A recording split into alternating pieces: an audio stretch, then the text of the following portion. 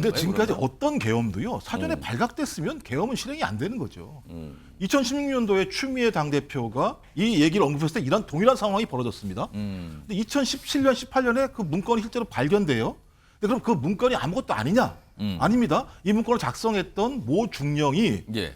이 사항은 국방부 장관이 지시만 하면 실행되는 거다라고 얘기를 합니다. 그러면서 단어로 의명이라는 단어가 있다. 의명이라는 단어는 국방부 장관이 지시하면 되는 거다. 그다음에 조현천 그 당시 기무사령관 해외에 갔다가 서면으로 진술한 내용에 하면 한민국 국방부 장관의 지시에 의해서 이걸 작성한 거다라고 얘기를 하고 있습니다. 자꾸 2016년도 상황을 비교하는데 그때 같은 경우에는 광화문에 그때 수십만 명의 어떤 촛불 집회가 열리고 예. 그런 상황이 어쨌든 탄핵이 되기 직전이었기 때문에 굉장히 국가적인 소요 사태로 발전할 수도 있는 부분이 있고 그렇다면 사실 어떤 안보를 책임지는 최고위직들은 어떤 계엄이라고 하는 어떤 경비계엄이든 비상계엄이든 그런 부분들을 고려할 수밖에 없는 부분이 있거든요. 만약 그런 것들이 실행에 옮겨지려면 실질적으로 전방에 있는 군 부대를 몇 개를 빼고 한 이런 것들이 구체적인 출동이라든가 이런 예. 것들이 돼야 되는 건데 그런 것들을 가지고 지금 와서 지금 2023년 지금 와서 비교하는 거는 저는 조금 어불성설이라고 보이거든요. 대통령실이든 윤석열 대통령이든 한동훈 대표든 그냥 이 문제에 놓아서 전 그 좋아하는 생중계 토론을 할 용의가 있습니다. 실제로 국민 앞에서 이 사안이 과연 우리가 이렇게 진지하게 검토하고 토론하고 경고해야 될 사안이 아닌지 물론 한동훈 대표는 이 사안을 잘 모를 겁니다. 여권의 핵심이라고 볼 만한 정도로 정보를 공유하고 있지 않기 때문에 야당이 지도부부터 모두 집단적으로 실성을 했다 이런 제보가 들어오고 있어요. 그건 제보라기보다는 제보자의 생각 아닙니까? 민주당도 지금 그렇게 이야기하고 있잖아요. 제보가 들어오고 있다고. 증거도 있죠. 집단적으로 실성한 증거. 다 헛소리잖아요. 예. 그 수준 이상의 이하도 아닌 것 같아요. 제보는 많이 들어오고 있는데 예. 구체적인 증거는 차차 공개할 거예요. 아, 김재원 최고위원이 약간 비꼰고 같죠? 이거는 무슨 약간 무슨 개그 프로에서 뭐 하는 말씀 비슷한 걸 하고. 근데 김민석 의원은 계속 그러니까 한동훈 대표 얘기하면서 그 정도 수준의 정보에 접근하지 못하니까 그러는 거다. 근데 본인은 뭔가 알고 있다는 식으로 얘기를 하잖아요. 그런데 김민석 최고위원과 달리 다른 민주당 구성원들은 조금 다른 결의 얘기를 합니다. 두 명의 인물이 얘기를 하는데 좀 들어보시죠. 충암고하고 계엄령의 연관성, 정 의원님은 어떻게 보십니까?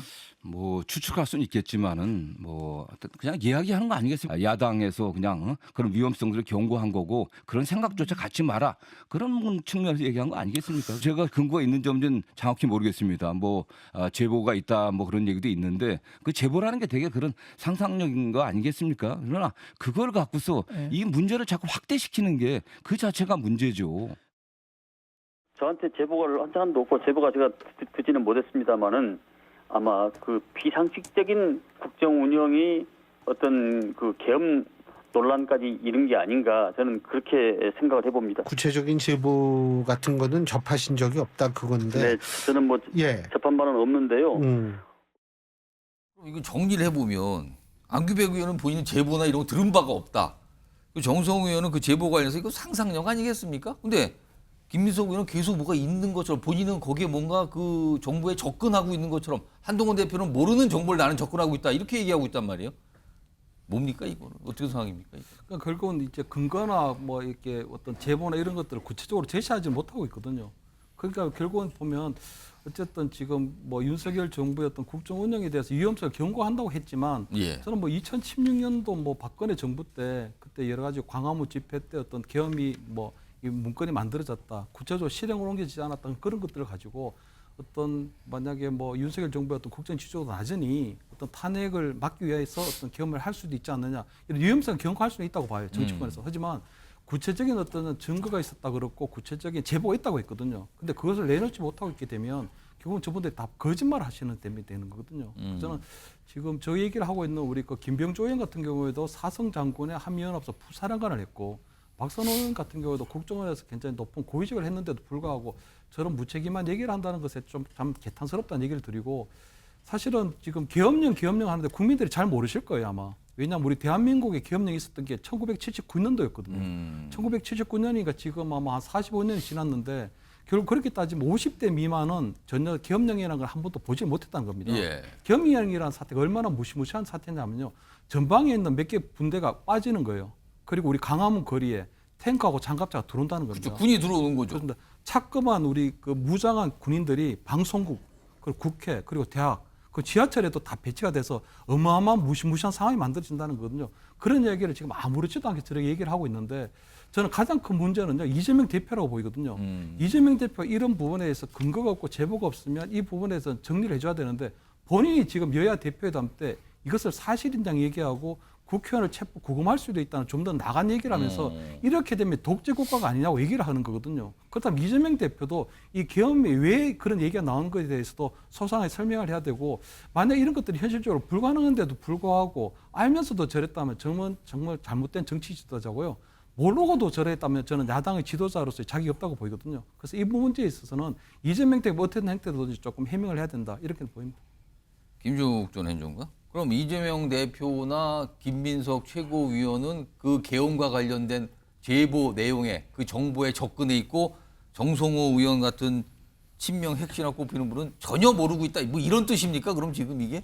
저도 그 상황은 모르겠는데요. 예. 일단 민주당은 제가 알기로는 지금 김민석, 예. 박선원 이 두 사람을 중심으로 이 사안을 좀 관리하고 있고요. 계속 얘기를 하고 있는 거예요. 이 그리고 두 분이 김민석 그 최고위원 말에 의하면 박선원 의원이 이러저러한 내용들을 가지고 있다.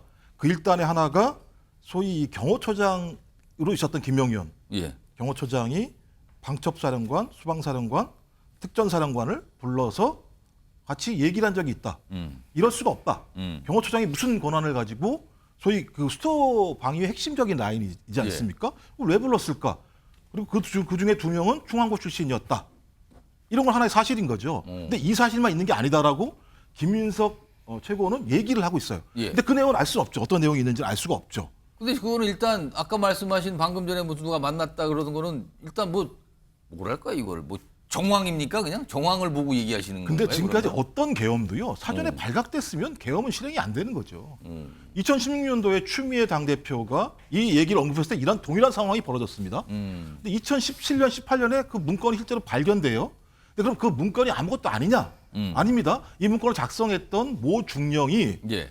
이 사항은 국방부 장관이 지시만 하면 실행되는 거다라고 얘기를 합니다. 그러면서 단어로 의명이라는 단어가 있다. 의명이라는 단어는 국방부 장관이 지시하면 되는 거다. 그다음에 조현천 그 당시 기무사령관 해외에 갔다가 서면으로 진술한 내용에 의하면 한민국 국방부 장관의 지시에 의해서 이걸 작성한 거다라고 얘기를 하고 있습니다. 저는 이런 부분들이 존재했었기 때문에 그리고 뭐 좀 지금 뭐 대통령실이나 국민의힘은 이게 다 무죄로 나온 거 아니냐? 무죄로 나온 거 아닙니다. 조현천 전 기무사령관 나왔을 때 국내에 들어왔죠. 그래서 윤석열 정부 하에서 검찰 수사 받았는데 검찰에서 무혐의 종결한 겁니다. 문건 작성한 사람은 1심에서 다 유죄받았습니다. 이런 상황들이 있기 때문에 이런 우려들이 있고 거기다가 또 소위 예를 들면 이제 민주당이 비상식적이라고 말씀하시는데 대통령의 발언 하나하나가 되게 위협적입니다. 사회 곳곳에 방과 세력들이 안약하고 있다. 그러니 국민항전을 할 수 있는 방법을 강구해라. 예. 그다음에 국회가 개원되는데 참석을 하지 않고 있는 이런 여러 가지 상황 자체가 상식적이지는 않다. 예. 그런 부분에서 소위 경고 차원에서 얘기를 한 거고 말씀하신 것처럼 김민석 의원이든 박선원 의원이든 이 부분에 대해서 본인들이 나온 정보가 있으면 얘기를 해야겠죠. 이제 앞으로는. 지금 김민석 최고위원 토론하자 그랬거든요. 김철원 교수님. 이거 갖고 토론하자고. 근데 토론하려면 뭐 자료가 있어야 토론하는 거 아닙니까? 저는 뭐 토론을 하는데 저는 뭐 이 한동훈 대표하고 할 건 아니라고 보고요. 왜냐하면 급이 틀리니까. 근데 저는 김민석 의원이 적어도 토론을 임하려면 적어도 본인이 토론에 임할 만한 소재는 내놔야 된다고 보이거든요. 그렇다면 정확하게 어떤 제보가 있었고 어떤 구체적인 게 있다든가 아니면 어떤 문건이 있다든가 이런 것들이 좀 나와야 되는데 자꾸 2016년도 상황을 비교하는데 그때 같은 경우에는 광화문에 그때 수십만 명의 어떤 촛불 집회가 열리고 그런 상황이 어쨌든 탄핵이 되기 직전이었기 때문에 굉장히 국가적인 소요 사태로 발전할 수도 있는 부분이 있고 그렇다면 사실 어떤 안보를 책임진 최고위직들은 어떤 계엄이라고 하는 어떤 경비계엄이든 비상계엄이든 그런 부분들을 고려할 수밖에 없는 부분이 있거든요. 만약 그런 것들이 실행에 옮겨지려면 실질적으로 전방에 있는 군 부대를 몇 개를 빼고 한 이런 것들이 구체적인 출동이라든가 이런 것들이 돼야 되는 건데 그런 것들을 가지고 지금 와서 지금 2023년 지금 와서 비교하는 거는 저는 조금 어불성설이라고 보이거든요. 그래서 저는 지금 김민석 의원의 어떤 토론에 이런 것들도 굉장히 이런 계엄이라고 하는 부분을 자꾸 확대시키는 외에는 아무런 의미가 없다 이런 보입니다. 지금 사실은 이 상황이 뭐 여야 뭐 그 넘어서는 사실 대통령실과 야당 굉장한 대립 관계잖아요. 사실은요. 뭐 국회가 개원이 됐지만 야당에서 뭐 정부에 대한 압박 계속되고 있고요. 그리고 대통령실에서 윤석열 대통령은 사실 개원식도 참석하지 않은 상황. 그러니까 굉장한 거리감과 어떻게 보면 서로를 향한 적대감 있는 상황에서 갑자기 계엄 얘기가 툭 나오고